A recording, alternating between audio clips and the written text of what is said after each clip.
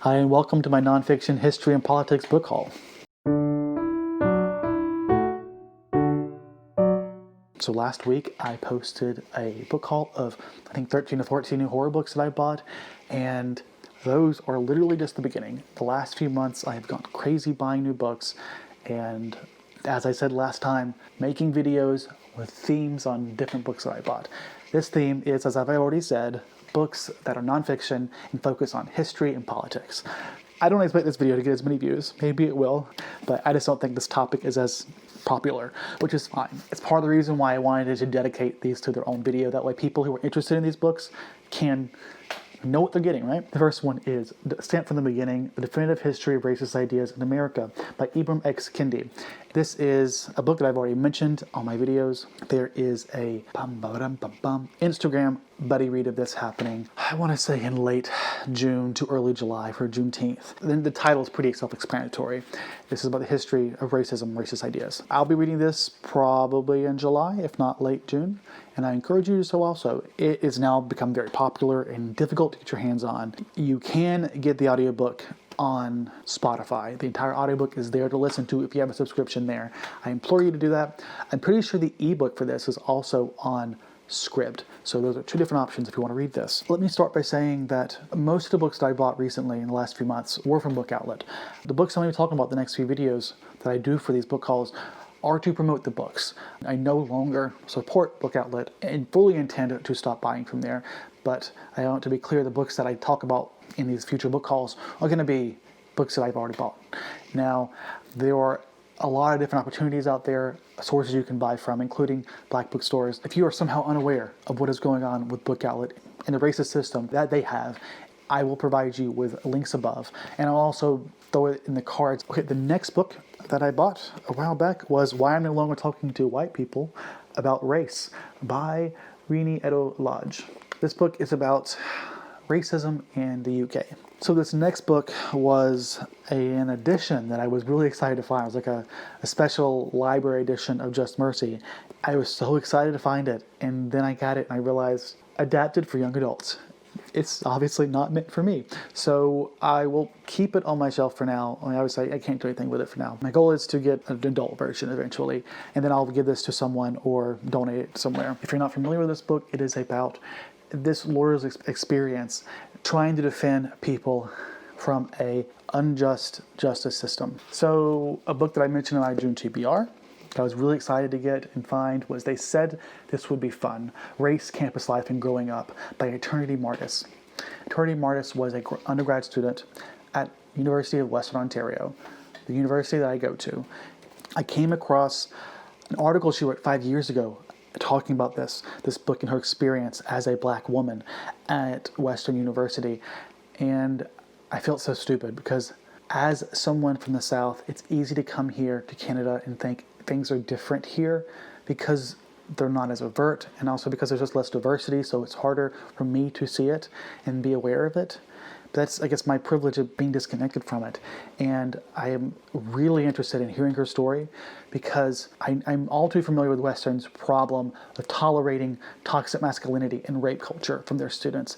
And I can only imagine how much worse it must have been for her as a black woman. Honestly, it's probably one of my most anticipated reads of the month. The next book is Embattled Rebel, Jefferson Davis and the Confederate Civil War by James A. McPherson. And I chose this because I enjoyed McPherson's The Battle Cry of Freedom, and I decided maybe I want to know a bit more about Jefferson Davis. Originally my idea was, I hate him, I have no interest in learning about him, and then I thought, I hate him, therefore I should know more about him, because it's not as if knowing more about him is going to make me hate him any less, right? I want to understand how someone could represent something so demonstrably monstrous. This next book, a book that I was thrilled to find, A People's History of the United States by Howard Zinn. And this book is basically the history of the United States with a focus from the perspective of minorities. These next two books were books that I bought specifically in response to reading The Black Cabinet by Jill Watts, which I did a full reading vlog for. And I love that book because it got me so excited about history, and in particular about Eleanor Roosevelt. So these two are going to be the first and third book in the Eleanor Roosevelt trilogy of biographies by Blanche, Wiesen, Cook. These are 3 thick books, which at the time could only find these 2 copies, that basically explore her life in the years before Roosevelt, during Roosevelt, and after Roosevelt was president. And I am thrilled to be reading these. I've always looked up to her, and I will say that The Black Cabinet did reframe how I saw her. She's still someone who I think really fought strongly for racial injustices and for women's equality. But that doesn't mean she wasn't a flawed woman. So I was really excited because I've been wanting to buy these, and I thought, I'm going to have to buy this off Abe Books or something, because I'm not sure if these old books are going to be found anywhere. And I found them, and they were just there, both of these copies, and I was very happy with finding them. Something I'd always used to do before Book Outlet was just buy books off of thrift books in the US. Now, others have told me, and honestly I've had the same experience, that when they use thrift books, it's sometimes a wild card of whether or not you're going to get a good book, because it might say it's good condition or great condition and the cover be gone or the cover be ripped, and that is a risk you're taking. But these are library books for the most part, and they're super cheap, like $3 or $4 for a hardback. That to me is like worth getting a shitty copy, if super cheap I mean. The biggest flaw there though is that is a US institution. They ship to the US unless you want to pay a shit ton. You get shipped to Canada. So I either have to keep those books that I buy at my parents' house or my sister's house and bring them back here, which then I have to pay for getting them brought here or shipped here. So that's the flaw there. But I do want to point that out as an alternative book outlet. If you're looking for cheap books, I know they're not perfect, but they're there. Cheap books at thrift books. It Takes a Village, Hillary Rodham Clinton, the new introduction, the 10th anniversary edition. First off, this paper, I don't know what it is, but the texture I live for. Why did I buy this? Because I have a problem, okay? I buy too many books, and I really am getting really, really liberal, no pun intended there, with how broadly I'll go in buying books. This book isn't something I'm particularly interested in. I bought it because it was Hillary Clinton, okay? And I've given it the fact that I am a Hillary Clinton fangirl. I love Hillary Clinton. I want to read all of her biographies, even though I think they're probably going to be framed in a way to be very politically focused, if that makes sense. Like, I recognize Hillary Clinton as a very calculated politician. That's not a criticism. Honestly, I look up to her. I love her as a politician, as a person. I know she's not perfect, but I mean, as a politician, I feel like she knew what the fuck she was doing. And yes, please. Saying goodbye to memoirs or autobiographies to say hello to the brethren inside the Supreme Court by Bob Woodward and Scott Armstrong. This book was published, I want to say, in the 1990s, maybe late 1980s. And this is a book exploring all the tea in the history of the Supreme Court up to that time. And while it doesn't explore the controversies since then and up to now, I still think it'll be very valuable to explore this. I really became interested in this after I read Sandra Day O'Connor's The Majesty of Law, which got me interested in thinking about this. I don't think I can do a single video without dropping a fucking book. Poor book. Sandra Day O'Connor's The Majesty of Law. And it made me want to explore a discussion that basically said more, that had something substantial to say. And that is the tea, because the other book was just no. Stop wasting my money. All the President's Men, the greatest reporting story of all time, by Carl Bernstein and Bob Woodward. Honestly, I think I found this one before I found The Brethren. This is the story, I think, of Watergate. I don't necessarily particularly have that big of an interest in Watergate. It's my interest in politics and wanting to experience the story unfold that I decided to read this. And also just an appreciation for the fact that to truly understand the politics of today, we need a good understanding of the politics of the past, especially the recent past. With that in mind, I bought this book, which I now found out is not on audio. That is The Third Reich by Thomas Childers. And I bought this because it seemed like the best copy that was on Book Outlet when I was buying them. And it's, from the reviews that I saw, it seemed like a decent exploration of everything that built up to it, if not of the Third Reich itself, which this is the Third Reich, a history of Nazi Germany. So the description that I heard about it was that it does a really good job about the mindset that built up to it, which I think is really relevant to what is going on today. But it doesn't really do a good job of exploring the actual Reich itself, or even what followed, if I understood correctly. Still, I'm interested in reading about it, because I've never read anything about Nazi Germany. It's obviously a significant part of history.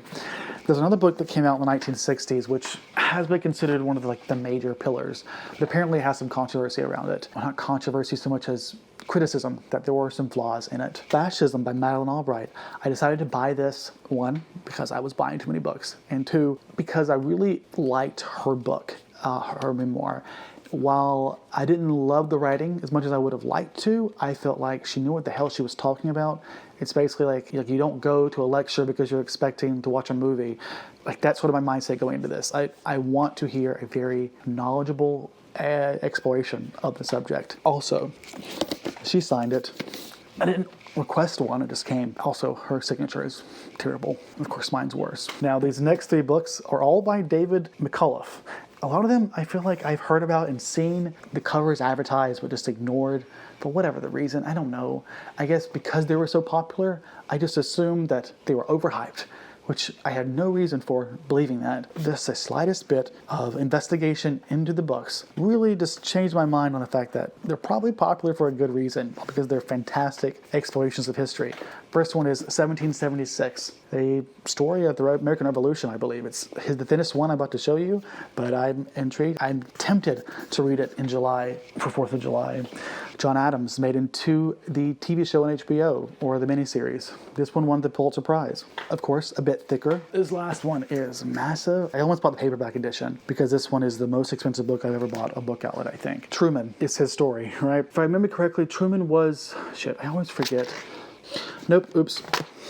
Pretty sure Truman was the vice president of FDR. So he was the one who came directly after him. And I'm pretty sure he's the one who banned discrimination in the military. So I'm really hoping that in all these books, this one in particular, that McCullough does not shy away from race. It's a problem with a lot of history is that they do not discuss race and the role it played in these people's lives, as if it wasn't an important topic. That will really decide whether or not those books are stand up to the popularity, which I don't expect them to. I mean, because on average, popularity is just flawed. Because as we've all seen, people don't think about race. And these books clearly are not modern, so we'll see how well they do. When will I get to them? It's impossible to tell. It's like 15 books here. Like, how the hell am I supposed to read all of these? It's a little intimidating. Usually I read maybe one history book a month. So we're talking over a year's worth of reading here. And I already had more in there, so it's a little overwhelming. And gosh, you should slow down. When you're editing this, you need to listen to me. But you know what? If I didn't do this, I wouldn't have content to talk to you about. Content that I love talking about, by the way.